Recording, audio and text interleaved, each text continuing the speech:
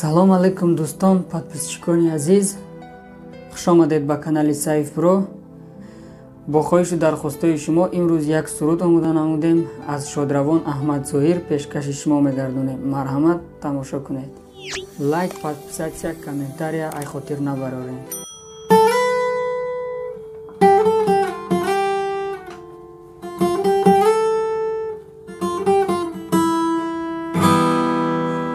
हर जगह के सफर कردم تو هم سفرم بودی و از هر طرف رفتم تو راهبرم بودی هر جا که سفر کردم تو هم سفرم بودی و از هر طرف رفتم تو راهبرم بودی و از هر طرف رفتم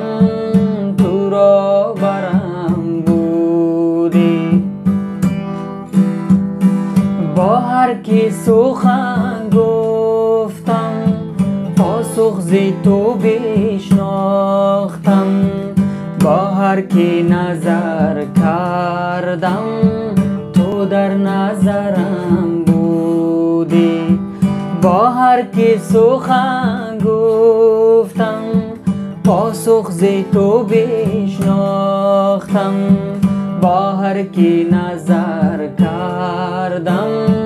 تو در نظرم بودی با هر کی نظر کردم تو در نظرم بودی هر جا که سفر کردم تو هم سفرم بودی و از هر طرف رفتم تو در نظرم بودی و از هر طرف رفتم تو راهبرم بودی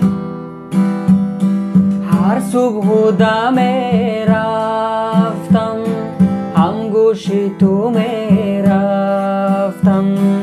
در شام و گه خفتم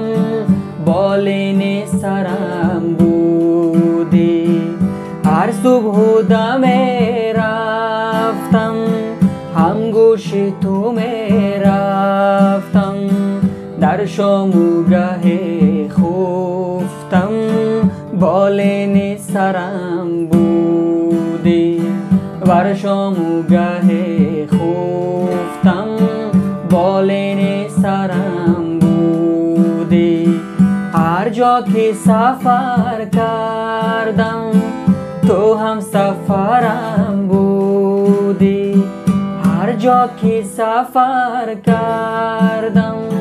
تو هم سفرم بودی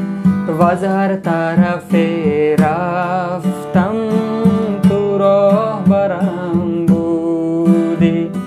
و از هر طرف رفتم تو راهبرم بودی و از هر طرف رفتم تو راهبرم بودی. زنده باشید دوستان، با کانال Saif Pro باشید.